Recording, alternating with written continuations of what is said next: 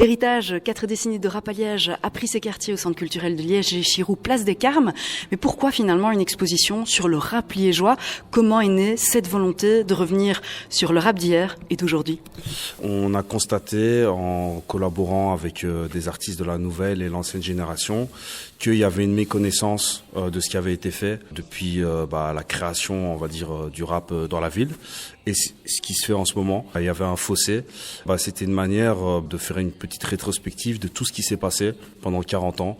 Et cette idée-là, elle est venue aussi parce qu'on avait déjà collaboré sur le 10 ans d'activité avec notre SBL ici au Chirou. On avait fait une exposition il y a plus ou moins 2 ans. Elle s'était bien passée. On avait l'envie de refaire une autre exposition. Et donc, ils nous ont proposé un peu de retravailler avec eux. Et ensemble, on a décidé d'un sujet et on s'est dit qu'on allait foncer là-dessus, quoi. Donc voilà. Et cette expo immersive, donc c'est la création de 3 partenaires, vous venez de le dire, les Chirou, Liège Hackerspace également et Nectar Culture ASBL, que vous représentez. Mais à quel niveau sont intervenues ces 3 structures? Finalement, quelle complémentarité elles se sont apportées pour former l'exposition? Donc nous, Nectar Culture, on était un peu la structure un peu ressources. Donc vu qu'on travaille avec beaucoup d'artistes différents, que ce soit des compositeurs, des rappeurs, des graphistes, des photographes, on était un peu la structure qui allait un peu chercher des artistes ou les photographes. Les Chirou, leur rôle était un peu plus artistique, donc c'est eux qui ont vraiment fait la logistique au niveau de la répartition des artistes dans la salle, choisi un peu les dispositions, donc c'était un peu leur rôle. Et aussi ils ont mis en lien aussi avec Liège Hackerspace pour créer un logiciel interactif qui permet de faire des petites compositions. Donc voilà un petit peu le résumé un peu des 3 partenaires. Et alors ici, on est vraiment plongé musicalement, visuellement, et même avec des artefacts de 40 ans de rap. On a une ligne du temps pour se conscientiser en fait sur l'évolution de la musique au travers du CD, au travers des téléchargements. J'imagine que ça a été un gros travail de fond aussi du point de vue historique. Ouais, c'était un gros travail de fond justement parce que comme je le disais sur les recherches un peu des photos et des artistes, il a fallu contacter les photographes qui des fois mettaient du temps à répondre. Il a fallu faire pas mal de textes rédactionnels, rechercher pas mal d'informations. Et c'est vraiment grâce à l'équipe qu'on avait avec les Chirou, avec Nectar, qu'on a pu vraiment réussir à faire ce travail parce que c'était important de pouvoir remettre les choses de manière claire pour tout le monde, pour que tout le monde comprenne un peu ce qui s'est passé pendant 40 ans. Et Jerry, est-ce que vous diriez que cette exposition, elle est intergénérationnelle, elle va toucher autant les jeunes générations que les passionnés et les férus de musique de rap et de hip-hop d'antan? Ouais. Bien sûr, c'est ça le but, c'est vraiment intergénérationnel. C'est vraiment le but. Nous, au vernissage, il y avait autant des familles que des jeunes, que des personnes qui étaient actifs, qui sont toujours actifs dans la musique depuis 40 ans, ou des jeunes artistes. Donc c'est vraiment le but, vraiment mélanger toutes les générations. En tant également qu'un membre de groupe de rap, Indocile, est-ce qu'après 40 ans d'existence, le rap, la culture hip-hop, elle a jamais été aussi présente, mais est-ce que vous diriez d'un point de vue artistique et artiste cette fois-ci, que le rap défend autant de convictions, autant de messages qu'à l'époque? Parce qu'on a peut-être l'impression aussi que les thématiques, les messages dévoilés sont peut-être plus légers ou pas. C'est quoi votre point de vue là-dessus? Moi, je dirais que oui, ça a changé parce que la société change et je pense que la musique, surtout le rap, c'est toujours adapté à la société dans laquelle on vivait et que ça n'a rien à voir avec ce qui se passait dans les années 90 ou début 2000. Là, on est dans un autre type de société. Donc, je pense que les jeunes, en tout cas, s'adaptent à ça. C'est complètement différent. Tout va plus vite avec les réseaux sociaux qu'avant. J'ai l'impression qu'on prenait plus le temps pour faire les choses. Et je dirais que aussi la grosse différence d'avant, c'est que maintenant il y a une plus grosse palette d'artistes et que il faut chercher. Moi je dis souvent le rap c'est un peu comme un grand supermarché où tu peux avoir la musique très mainstream, mais si tu as envie d'avoir de la musique un peu plus spé, t'as le côté un peu comment je pourrais dire ça, un peu épicerie fine où tu peux retrouver du rap des fois un peu plus engagé où il y a un message et un fond quoi. Et alors ici, je me trompe peut-être aussi, mais j'ai l'impression avant, le rap, ça se partageait entre potes et sur la scène où il y avait 3 à 4 personnes. J'ai l'impression qu'en 2025, le rap, c'est plutôt solitaire ou en duo. Là aussi, est-ce que je me trompe ou il y a une évolution de ce côté-là aussi?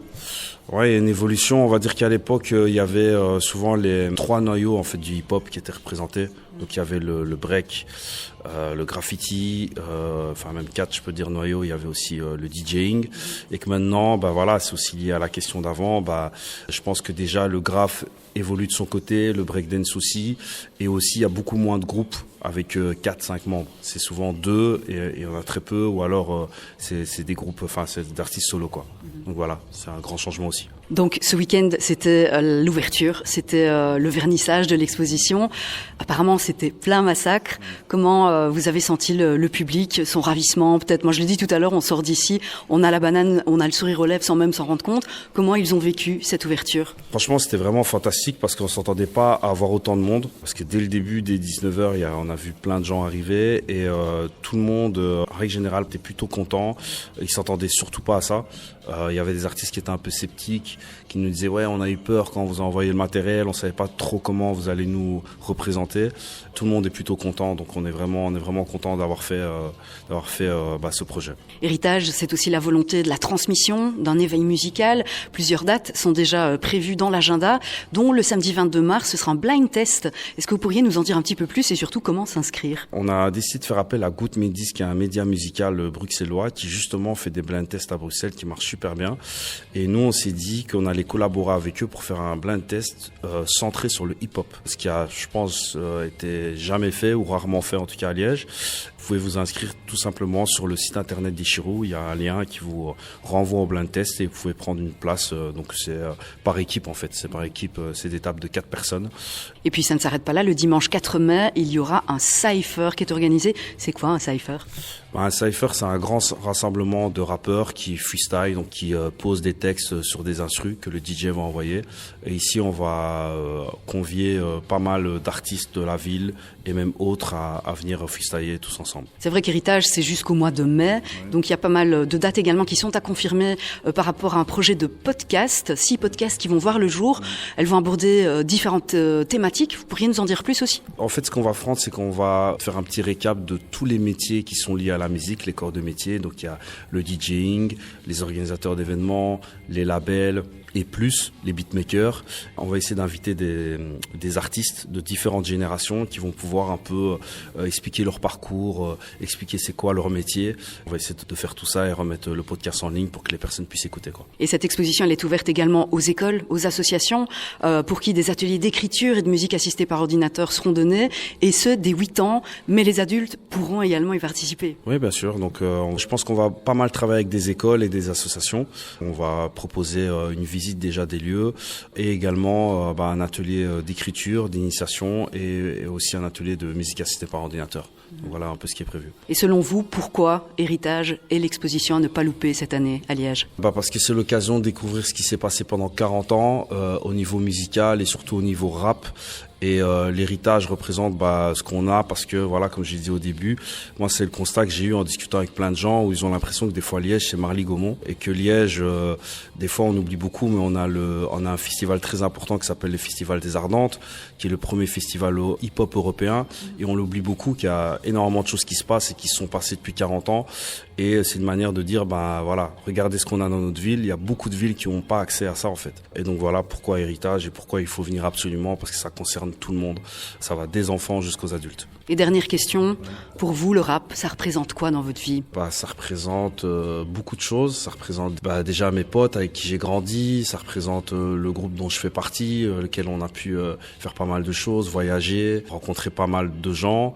Et j'ai réussi, grâce au rap, à en faire un métier, en recréant une ASBL, en devenant coordinateur. Donc ça représente énormément de choses. Et puis finalement, s'il y avait un objet ou une photo ou un endroit dans cette exposition que vous devriez mettre en avant plus qu'un autre parce qu'elle vous touche particulièrement, cet objet ou cette chose, ce serait quoi et pourquoi? Ce serait la photo qu'on voit à l'entrée de H-Possi, qui est en fait le premier groupe de Starflame, parce que le premier groupe de Starflame était composé de certains membres qui s'appelait H-Possi, après c'est devenu Malfrat Linguistique et puis Starflame. Ça fait chaud au cœur parce que Starflame, on va dire H-Possi, est un peu le premier groupe de rap qui existait ici à Liège et qui fait qu'on est là aujourd'hui. Et donc voilà, c'était assez impressionnant. C'est grâce à Sonar, à qui je passe un gros big up, qui nous a permis d'avoir cette photo-là. Et je trouve qu'elle est vraiment impressionnante parce que voilà, il y a pas mal d'artistes qui sont toujours actifs dans Starflame et donc voilà, ça fait chaud au cœur.